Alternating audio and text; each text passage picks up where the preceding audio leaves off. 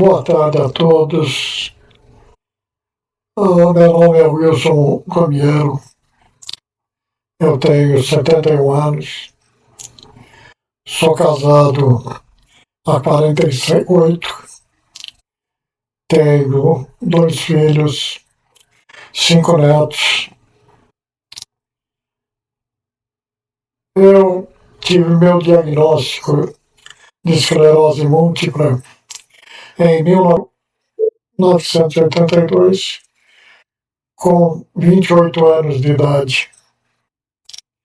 Só fui descobrir realmente a doença que eu tinha quando eu estava com 38 anos de idade. Isto mostra que, na época que eu tive meu primeiro surto, a primeira manifestação da doença, em 1982, o conhecimento que existia dessa doença era mínimo. Pouca gente sabia o que era esclerose múltipla. Tive o diagnóstico, comecei a tentar levar minha vida da melhor maneira possível. O diagnóstico foi feito em 89 e em 2003 eu perdi meu emprego e perdi plano de saúde, perdi uma boa parte daquilo que eu tinha realizado. Tentei, durante o ano de 83, entrar para o auxílio-doença do INPS. Falou: olha, Wilson, não existe cura para esclerose múltipla. Falei: bom, se não existe cura para esclerose múltipla, por que eu tenho que, de 3 em 3 meses, vir dizer para qualquer médico aqui que eu tenho esclerose múltipla e que não tem cura? Deu uma risada e falou assim: vamos ver o que a gente pode fazer. Pegou e me mandou embora. Quando eu voltei no INSS, uns 15 dias depois, para saber o resultado daquela consulta, alguém no INSS me disse: olha, você está aposentado por invalidez. Fui para casa e avisei a família que eu estava aposentado por invalidez e ia ganhar naquela época, a dinheiro de hoje, R$ 500 por mês. Quando, na verdade, eu tinha um salário anterior na empresa, acho que de umas 10 ou 15 vezes maior que isso. Mas, continuando a vida. A partir daí eu pensei em continuar prestando serviço naquilo que eu conhecia. Então, nessa tocada eu fiquei um ano no Paraná, prestando consultoria de custo numa fábrica de papel, aí em Pacel. Quando terminou esse contrato, eu fui ser gerente de uma empresa de autopeças para trator em São Paulo, da Lapa. Fiquei nesse cargo durante 2 anos e pouco, até 1986. Em 1986, eu saí dessa empresa, que a empresa fechou, e fui ser gerente de uma joalheria que um primo meu havia aberto em Suzano. E fiquei nessa joalheria até o início, final de 89, início de 2000. Na verdade, final de 89, porque quando houve a passagem de ano 2000, logo em seguida eu não conseguia mais andar. Eu tive uma paralisação do corpo todo.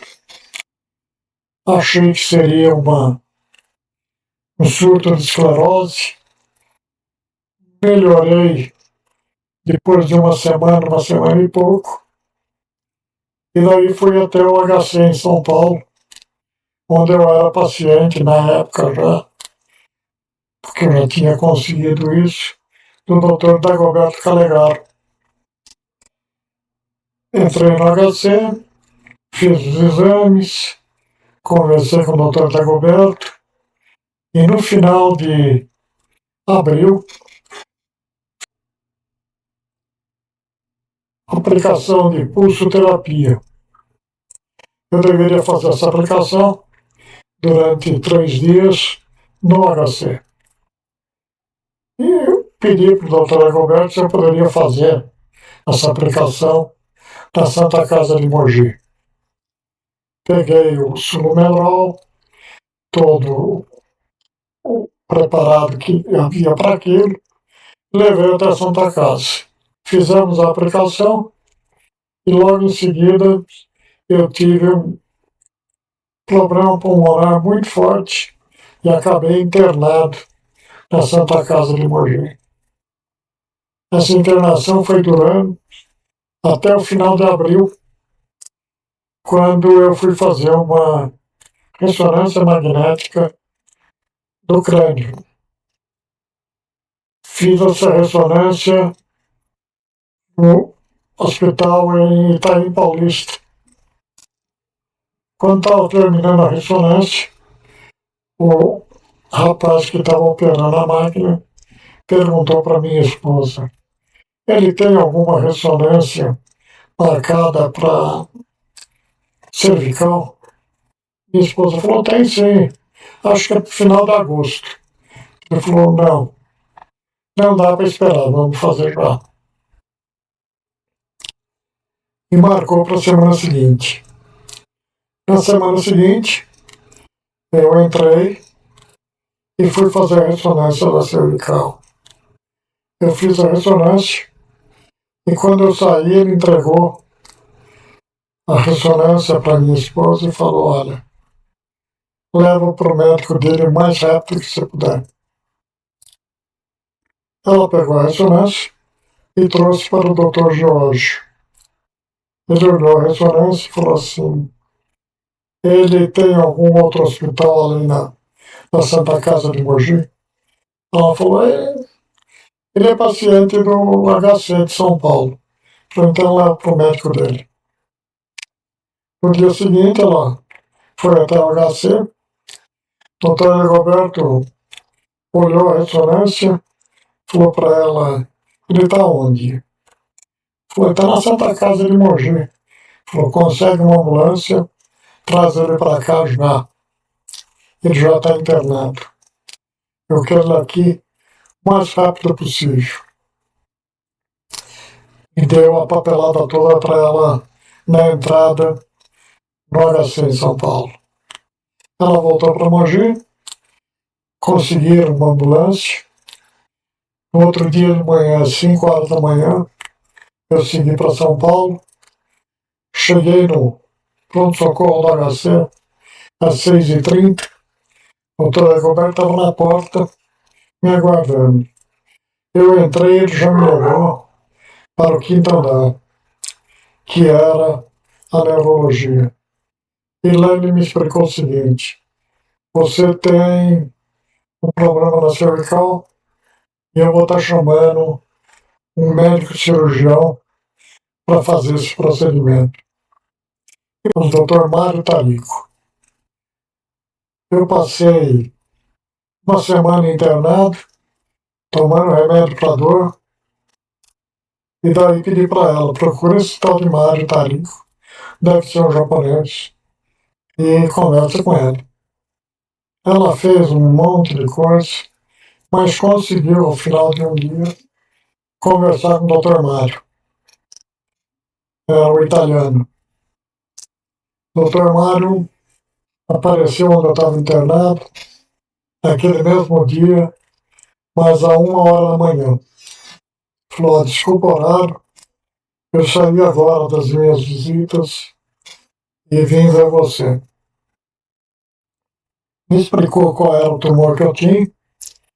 Eu tinha um epidinoma que nasceu na minha cervical, coisa raríssima.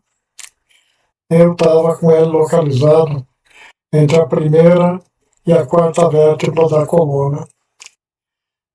Falou para mim que as chances que eu tinha eram alguma coisa em torno de 20% de sair na cirurgia. Aí eu perguntei para ele se eu não fizesse o que daria. Falou, se você não fizer a cirurgia, no máximo uma semana você vai a óbito porque ela está pressionando o teu centro de respiração. Mediante essa grande alternativa, eu disse para ele que tudo bem, vamos partir para a cirurgia. Eu fiz a cirurgia em 2000, junho, dia 5 de junho de 2000, uma cirurgia de 12 horas de duração, entre a hora que eu entrei e a hora que eu fui para a UTI, foram 15 horas. Um dia depois, eu saí da UTI, voltei para o quarto. Uma semana depois, eu tive alta pelo Dr. Mário e fui para minha casa, com a condição de ficar 3 meses numa cama hospitalar, sem me movimentar, a não ser que fosse com a ajuda de alguém.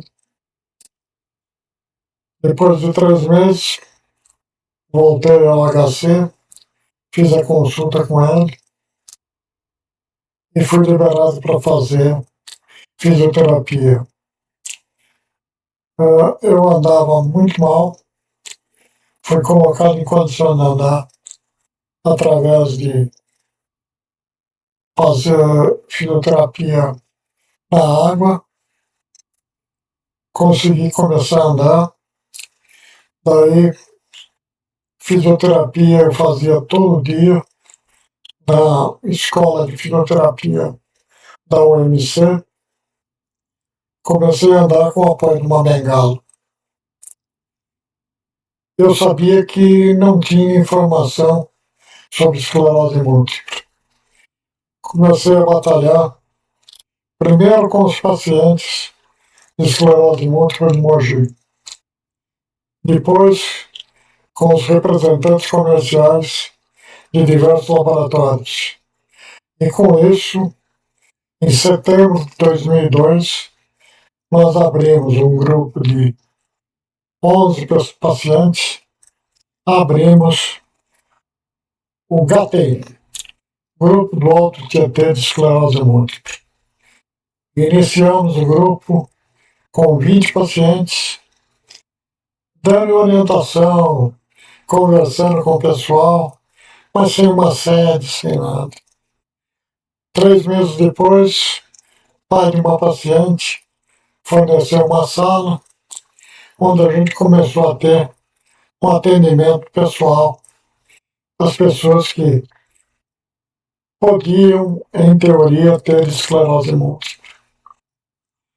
Daquele lugar, e nas conversas que tivemos com a Prefeitura de Mogi das Cruzes, evoluímos para uma residência alugada com subvenção municipal, onde a gente fazia atendimento presencial e onde, através de contato, uma equipe de fisioterapeuta dava 2 atendimentos por semana. Também conseguimos, através de conhecidos da gente, o atendimento de uma psicóloga que atendia e pelo menos conversava com os nossos pacientes. Também conseguimos com o Dr. Jorge que ele fizesse um atendimento semanal no próprio grupo para aqueles pacientes que eram filiados ao GATEM. Após o primeiro ano do GATEM, nós fomos fazer uma participação em um simpósio,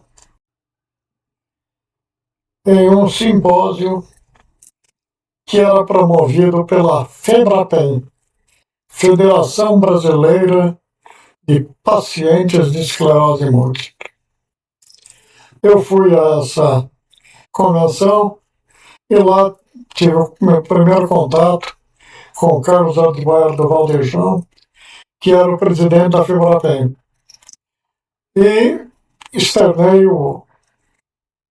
a vontade do GATEM de participar da FEBRAPEM. Fizemos a carta de adesão e eu passei a participar da FEBRAPEM. Fui convidado, então, para o primeiro congresso da FEBRAPEM a ser realizado no Rio de Janeiro. Lá foi confirmada a adesão do GATEM à FEBRAPEM e nós passamos a fazer parte efetiva da federação. O GATEM, nessas alturas, já tinha consigo perto de 200 pacientes de todo o Alto Tietê, mas que não eram pacientes só de esclerose múltipla, e sim de várias doenças que eram consideradas raras.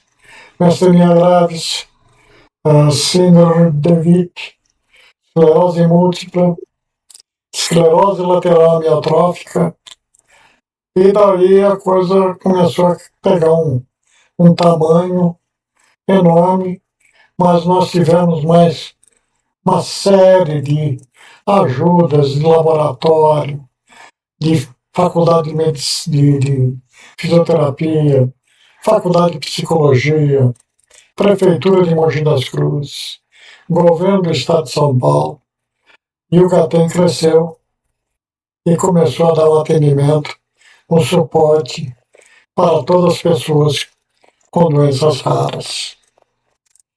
Em 2007, eu fui convidado a ser o novo presidente da FEBRAPEM. Fizemos contato com as 25 associações que naquele momento faziam parte da federação, e eu fui indicado ao posto de presidente da FEBRAPEM. Em 2010 eu percebi que eu não tinha condição de ser presidente do GATEM e também da FEBRAPEM, porque eu estava viajando o Brasil todo para fazer com que a FEBRAPEM e a esclerose múltipla fosse mais conhecida. Pedi, então, meu desligamento do GATEM. Assim, em 2011, eu passei a ser somente presidente da FEBRAPEM e também consegui levar a FEBRAPEM a participar do CONAD, Conselho Nacional da Pessoa com Deficiência, em Brasília. O trabalho foi feito todo para a divulgação da esclerose múltipla. De 25 associações que existiam filiadas à FEBRAPEM, elevamos o número para 50 em todo o Brasil. Na época, nós tínhamos médicos neurologistas com conhecimento de esclerose múltipla em todas as unidades da federação. Eu tinha contato com todos esses médicos.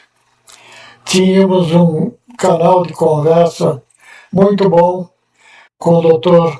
Alan Gabay, do Hospital São Paulo, Dr. Dagoberto Calegaro, no Hospital das Clínicas de São Paulo, e Dr. Charles Peter Tilbury, na Santa Casa de São Paulo.